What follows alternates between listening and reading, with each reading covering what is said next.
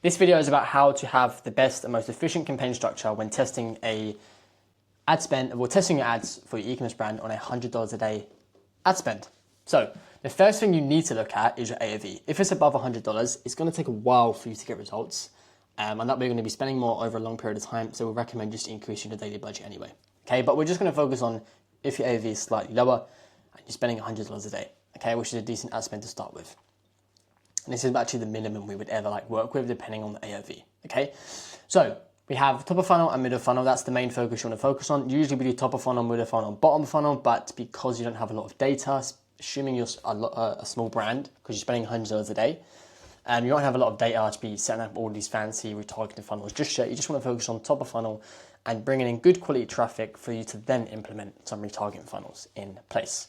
So what we usually do and what you need to do is focus on the lowest hanging fruit. Okay, so get your top 3 performing products on your website. Okay, once you have identified all of your top three performing products, and if you have 1 product or 2 products, just find out what of the variant, if it's different colors, what are the top 3 variant SKUs, what are the best colors for that product. And if you do have 1 just product, it's actually even better because that way you can test more creative. So just use this whole structure just for that 1 product. But it's hard to explain, but I'm sure you can figure it out once we come through it. So let's just think of it. You've got a whole e-commerce store and you found out your top 3 performing products. Okay, what you then need to do is get 3 different ads, 3 different ad types for that specific product. We would tend to go with a UGC type, a studio shot, and a top Instagram engaged performer, and not a lot of brands do this. That essentially means when you go to your Instagram page, right, you can go on the insights section and you'll be able to see your top performing engaged from top to bottom, the highest reached post that done well organically. The top ones will be the ones you may have boosted, so make sure you are just have good judgment of what's been boosted or not. But if, let's say the top performing product was a blue dog toy, let's say blue dog toy, you go to the insights, you find an image that was near the top of the ladder, essentially, that had, and the sole purpose of that post was for the blue dog toy. And then you can use that because it's the lowest hanging fruit in terms of the product that you're advertising and also the actual creative that you're using. So that way, because when you're testing, you're not going to get the best return. You usually want to focus on getting the lowest hanging fruit of every element in that ad creative. So that way you've got 3 different ads for that specific product.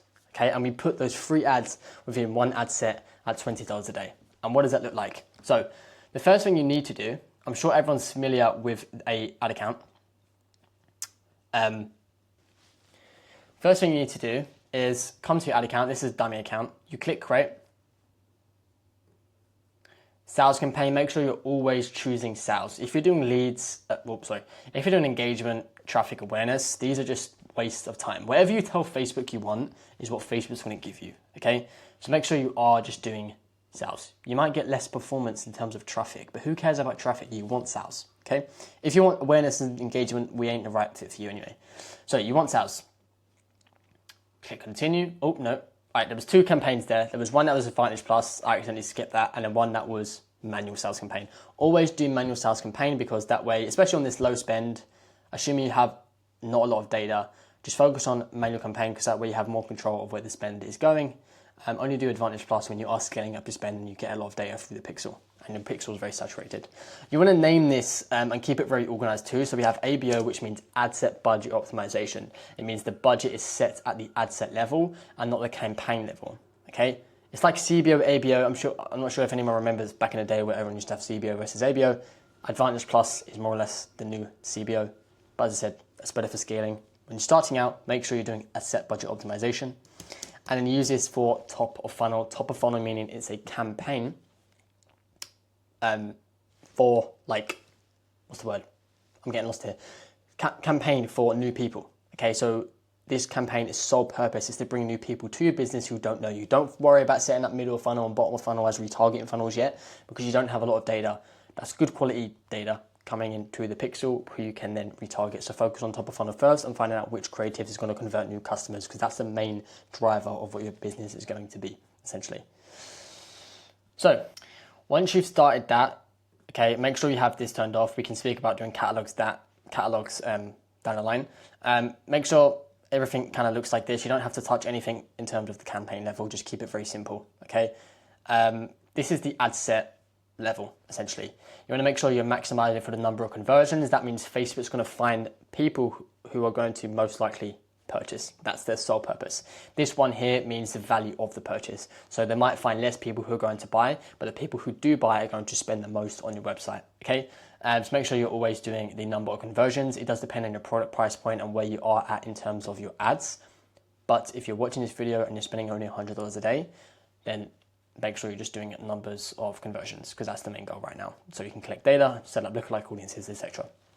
There's going to be an option here that's going to be like, what do you want to optimize your event for? So it could be add to cart, initiate checkout.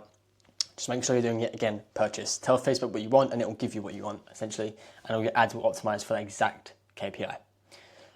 Budget set at £20 a day. So the first one you do £20 a day, and this exact ad set is going to be solely for that. So you've got top 3 products: blue dog toy, green dog toy, brown dog toy. Okay? Let's actually name this differently. So we've got, let's just say monkey, dog, bird. This ad set is for the monkey. Okay, so we've got £20 a day and you want 3 different ads for that monkey. Okay, I'm just trying to make it easy for everyone to understand. Once you have 3 different ads, okay, you want to make sure, as I said, it's the UGC, it's studio short content, it's 3 different types of varieties. When you are spending more, you then get very nitty gritty, and what we do for our clients, we go very nitty gritty. So we have like 10 different UGC videos and we're testing out the hooks of those UGCs, 10 different studios, 10 different Instagram engages, all for that one product, and there's about 100 campaigns. But this is the foundations that you want to focus on, okay, especially with $100 a day spend.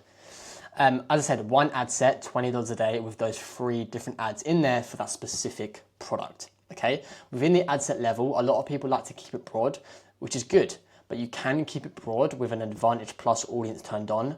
This is the old, like, traditional audience targeting, but we always recommend leaving this on, even in the early days, because what you can do is give Facebook suggestions on who you want to target, essentially. So what you need to do is think about who, you can do like 3 to 5 different ones. You can keep it very broad, but we do recommend around 3, but at $20 a day.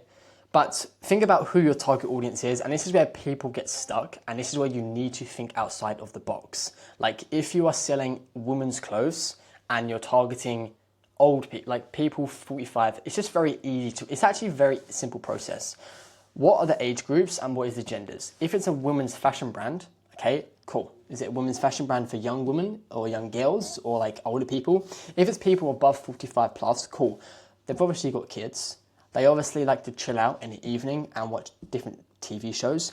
What brands are they interested in? They could be interested in Asda, Iceland, Tesco, all of those brands. And this is if you're selling, it could be a low ticket fashion item. So if that is the case, you could be doing Lidl, all of like the cheaper supermarkets, because that's what a 45-year-old plus woman are basically looking for and searching for their online shopping. Okay, but you need to just get that right creative in front of them, and that's how you need to think outside the box, essentially. Sounds very cruel, but like it's just how you need to target people. And then what shows are they interested in? Are they watching Jeremy Kyle? I don't even know if that show's around. Are they watching Love Island? Are they watching I'm a Celebrity, Get Me Out of Here? Like, you can literally get very nitty gritty with the data. I don't even know if this is one. Here you go, look, I'm a Celebrity, Get Me Out of Here. If people are interested in this show, okay, are they your target audience? So that's how you need to think outside the box. We usually like to go with like brand names, what brands people were interested in. It could be your competitors' brands too. Brands, celebrities, and magazines, what magazines they're interested in. And there is another one, but I actually have forgot. Can't think of it off the top of my head. But the main one is like brands and like TV shows. And also you can go very broad with like coats, clothing, women's clothing, all of that stuff. But just pick 3 that you generally think your customers are interested in, and then leave Advantage Plus on, and then make sure your gender and your age gap is targeted. I would, to begin with, just keep the genders to the certain ones. So if you're a women's clothing brand, click women's, but just keep the age gap open, and then as you get sales in, you'll be able to see which age gap is getting the most sales in, and you duplicate, run the ad within that age gap. Okay, so let's just say we have 3, for example, right? Once you've done that, you then get onto the placements. The placements, a lot of people miss out on, a lot of people like to turn automatic placements on, and we find it a waste of money. We always see a better return when we actually choose a certain placement. But yeah, as I said, that depends on the product. If a product is suitable for a lot of people, keep Advantage Plus on, because you will get cheaper CPM and you will get cheaper result. But if you're selling, let's just say women's clothing brand again, what we probably do, and the best way to see it, Facebook's for the older people, Instagram's for the younger people. If it's a younger generation type fashion brand, just focus on Instagram. There's no point like trying to go for all placements because you know you're going to get a better return from Instagram. And leave the other placements running, so just unselect these ones and let them run on stories, search results, etc. And then when you're running your ads, you can identify whether this specific creative is performing better in Instagram Reels or Instagram Stories or Instagram Feed or the search results. Once you identify that, you can duplicate it and run it in Instagram Feed only, and then you will see a much better return, and that's another way you can scout your ads. Sorry if I'm like rambling on, but I'm just trying to give a lot of value away. So make sure you got that running. So you have 3 ad sets at that point, and then each ad set for a different product, and then you have 3 different creatives for that product, essentially. And then what you want to do is then duplicate that again, but this time it can be for any product, but you want the main part is the creative. Once again, go to Instagram engaged in the back end of your phone, find out your top 3 engaged posts that done well organically, and this excludes the boosted posts, and then just use those ads within one ad set. Okay, and then drive the ad to a bestsellers landing page, because all of those products that you're driving the ads to is the lowest hanging fruit. But the creative itself done well organically with engagement, so as soon as you put some spend behind it, you're almost guaranteed at least one of them will do well and get you sales. That comes to about $80 a day of your budget. Okay, and the next step is setting up a retargeting ad. So you have $20 left, essentially. What you then want to do is make a new campaign, and this one's for middle of funnel. So sales, yet again, make sure it's manual setup, make sure it's ABO, middle of funnel, so like the middle is like warm customers, people who have engaged, people who have liked the photo, the ads to Instagram, engaged with the Instagram, has been following you, etc., etc. Make sure this is turned off for the time being.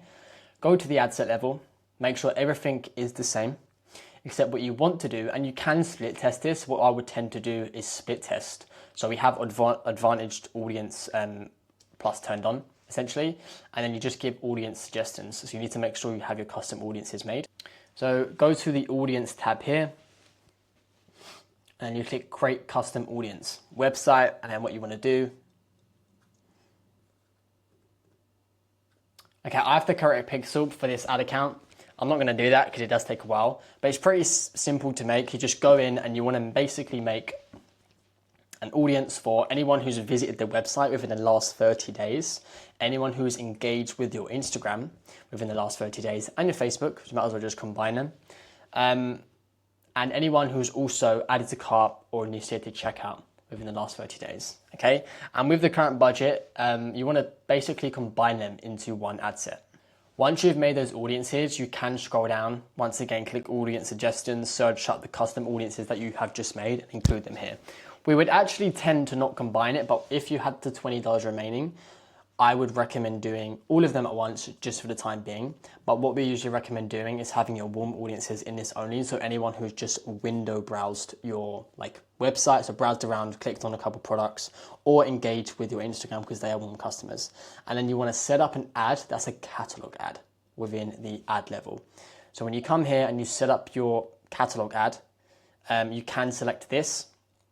And then what Facebook will do is they will show ads based on what products that they engage with on your website for a carousel, and make sure it is a carousel, and they perform very well because they are dynamic to what they chose one. So if Facebook sees, so once you've installed the Facebook pixel on the conversion API, if they see or click on like 3 different products from your bestsellers page, let's say if it was a football and a dog toy, they will show you a football and a dog toy in a carousel, and it works really well. And then what you can do, as I said, is make another ad set if you want to spend an extra $20 a day, and then set it up just for people who have added to cart and initiate checkout, and Facebook will show the people the product that they added to cart and initiate checkout on. But the reason for this ad, that's why it's different, is because you can give them a discount code. So by the time they get through the checkout process and they're not purchasing, a lot of that can just be for the price point. So if you give them a discount, then they will go ahead and pull the trigger. I hope that makes sense. Make sure you are subscribed, and I'll see you guys in the next video.